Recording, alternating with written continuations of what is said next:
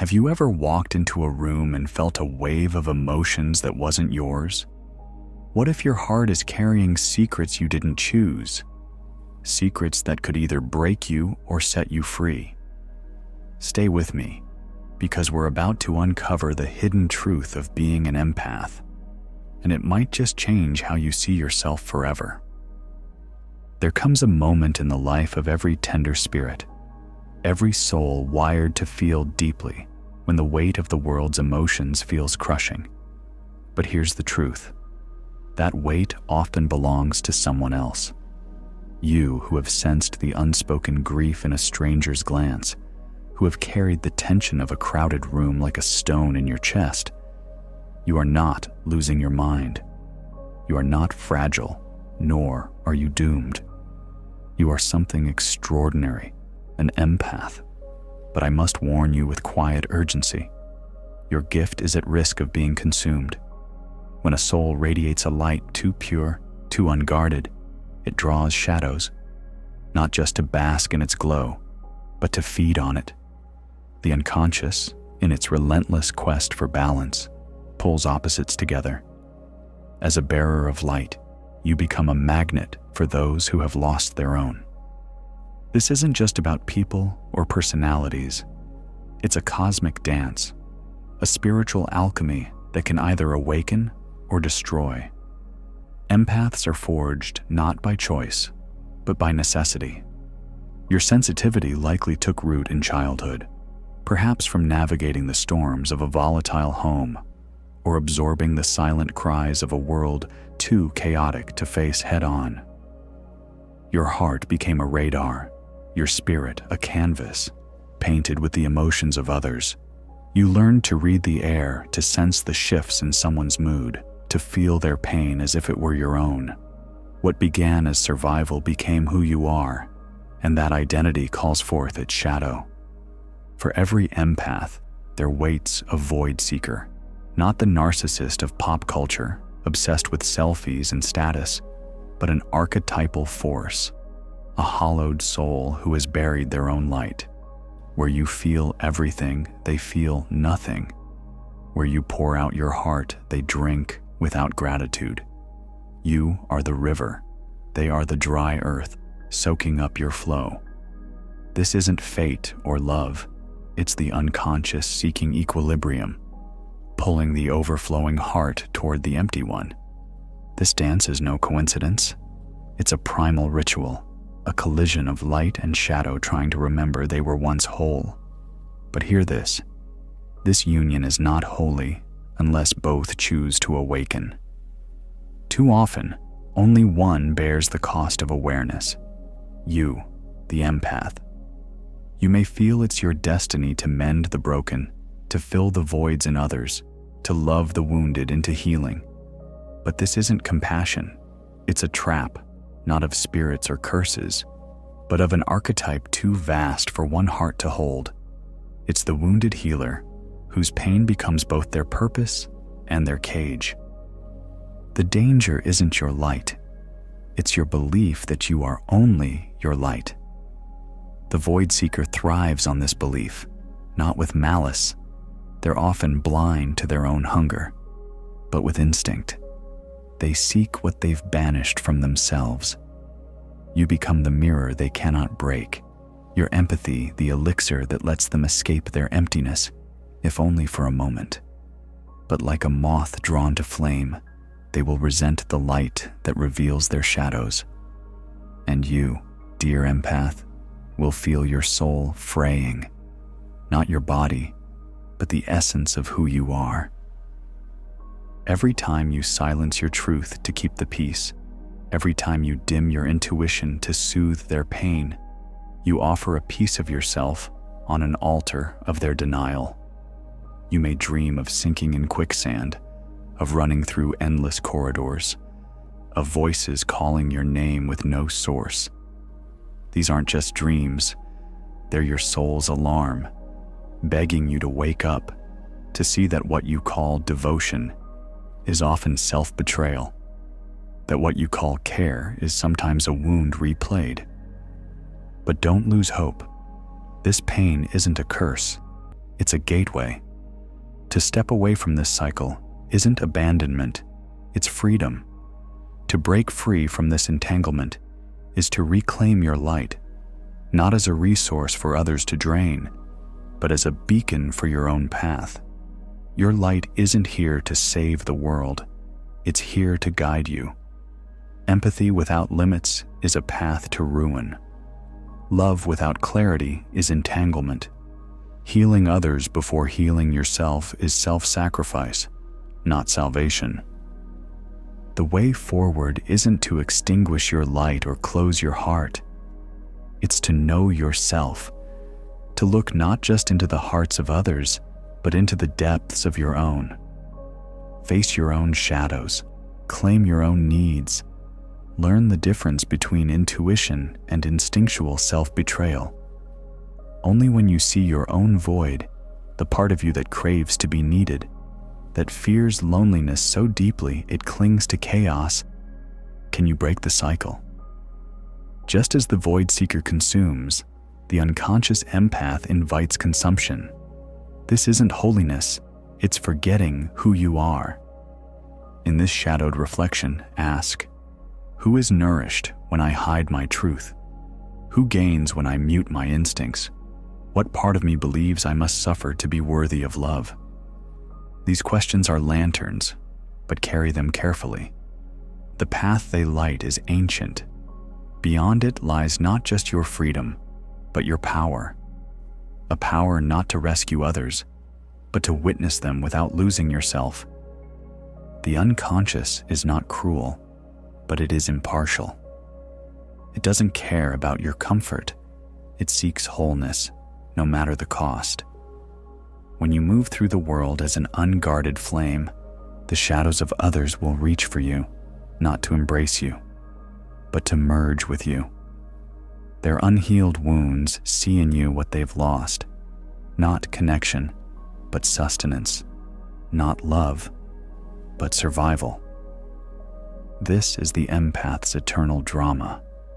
To be born with a heart that hears the unspoken, yet burdened with the belief that you can save others by giving up yourself. The unconscious empath believes they must bear the world's pain to be worthy. You might think, if I feel their sorrow, they'll feel seen. But this is a lie your soul has been taught. You learned it early, maybe as a child soothing a parent's anger or holding space for a family's unspoken grief. Your heart became a sanctuary for others' storms, not because you were chosen, but because you survived. That survival shaped you, but it also chained you to a role you never asked for. I once knew a woman who couldn't laugh without guilt. She'd feel a spark of joy, then a wave of dread, as if her happiness stole something from the world. Over time, she realized she was carrying her mother's unhealed shame, a shame passed down through generations of women told their light was too bright. She wasn't just feeling her own emotions, she was drowning in a lineage of silenced hearts. This is the empath's burden, not just personal pain, but collective echoes. Your sensitivity might carry the weight of ancestors who were never allowed to grieve, to rage, to shine. Your dreams might be haunted by their unclaimed stories, rivers flooding your sleep, trees whispering of forgotten wounds. These are not mere images. They're your psyche calling you to set down what isn't yours.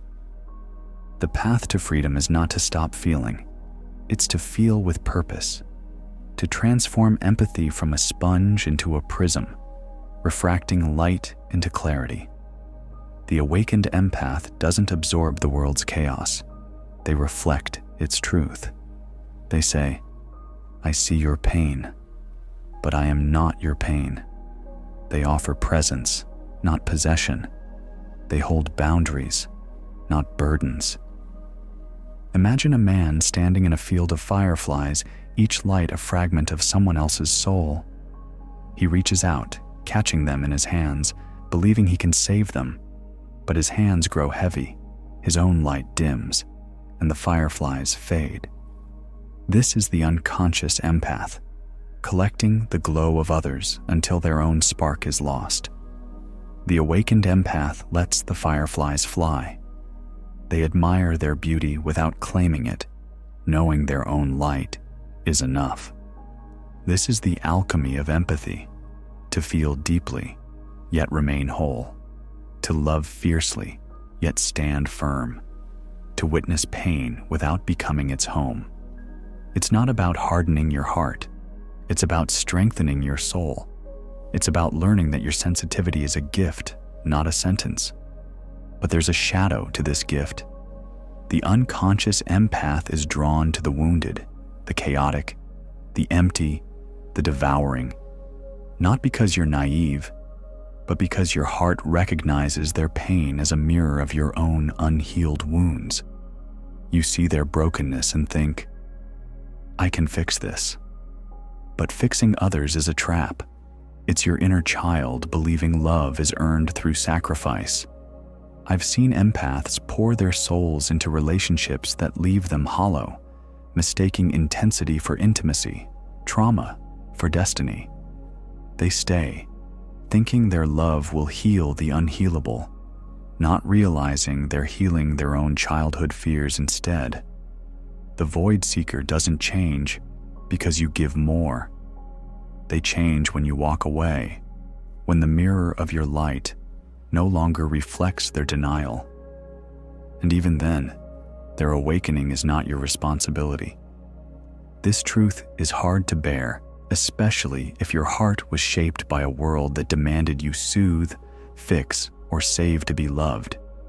You became a caretaker not out of grace, but out of survival. That instinct is not your fault. It's your history, but it's time to rewrite it.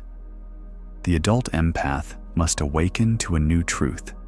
You are enough without carrying the world. Ask yourself, what am I protecting when I let my boundaries dissolve? Who am I serving when I silence my voice? What part of me believes I must bleed to be seen? These questions are not accusations. They're invitations to reclaim your power. They open a door to a place where your empathy becomes a tool, not a tether. The unconscious is not your enemy, but it's relentless. It seeks balance, not fairness. When you shine unguarded, it sends shadows to test you, not to harm you, but to teach you. Your exhaustion after certain encounters isn't weakness, it's your soul's warning. Your body knows what your mind ignores. You're carrying too much. Stop calling it sensitivity and start calling it submersion. You're not too much. You're too open. The most dangerous belief an empath holds is that they must save others to prove their worth. The void seeker will never fill their emptiness with your light. They'll only dim yours. You can't love someone into wholeness. You can only show them the mirror. And if they turn away, that's their path, not your failure. This is the empath's initiation: to learn the language of limits, to say no without guilt, to say yes with intention, to love without losing yourself. This isn't selfishness, it's sovereignty. It's the courage to stand in your truth, to choose relationships that honor your growth, not your sacrifice. The world doesn't need more drained empaths. It needs awakened ones, whole ones, fierce ones, empaths who protect their energy with discernment, who know the difference between resonance and repetition, who refuse to let their light be consumed. Your heart is a compass, but it must point inward first. If you only tune into the chaos around you, you become a receiver of pain. But if you turn that sensitivity to your own soul, it becomes vision. Vision of your truth, your strength, your sacred boundaries. When you awaken, you stop apologizing for your needs. You stop shrinking to fit someone else's comfort zone. You stop explaining your boundaries to those who thrive on their absence. You shine, not as a lantern for others' darkness, but as a torch of your own truth. You build an altar, not of martyrdom, but of authenticity. This is what the world fears, an empath who knows their worth. When you know your worth, you stop being prey to emotional hunger. You stop mistaking turmoil for connection. You ask, does this bond honor who I'm becoming? That question is a blade, cutting through illusion, sifting true love from trauma bonds. It doesn't make you cold, it makes you clear. And clarity is love's truest form. Not every hand reaching for your light deserves it. Some come with wounds that charm, stories that captivate. Some weep in your embrace while wounding you in secret. Others love you, but only the version of you that stays small, safe, unthreatening. Your light is sacred, but it's not a gift for all. Even the wisest healers knew when to walk away. Even the greatest hearts knew when to rest. If you feel drawn to someone, pause and ask, is this a call to my soul or a repeat of my scars? Is this my intuition or my past seeking closure? Not every pull is divine. Sometimes it's your inner child hoping to finally be chosen. But you must choose yourself first. Be the guardian your heart needs, the voice that says, I will not betray you again, even for love. The greatest danger to an empath is not the void seeker. It's your own unhealed need to be needed. When you give your essence away, believing love demands your depletion, you reenact an ancient tale of self-erasure. That tale doesn't lead to freedom, it leads to exhaustion. But when you see it, hold it and say, I understand now. You rewrite the story. You become a vessel for truth, not pain. Your light burns steady, not flickering with fatigue. Your purpose is not to carry the world's darkness. It's to show that wholeness is possible, not by absorbing suffering, but by transforming it. Empath, your gift is not your pain. It's your perception, your ability to see what's hidden. But this gift demands protection. Guard it. Honor it. Let your yes be a sacred vow. Your no a shield for your soul. Let your presence be a gift, not a feast. You are not here to feed the world's hunger. You are not a savior. You are a soul. Sovereign, radiant, whole. When you believe this, the world stops draining you and begins to revere you. Have you ever felt overwhelmed by emotions that weren't yours? Share your experience in the comments. I'd love to hear your story. If this resonated with you, hit that subscribe button and give this video a like. Let's keep this journey of awakening alive together.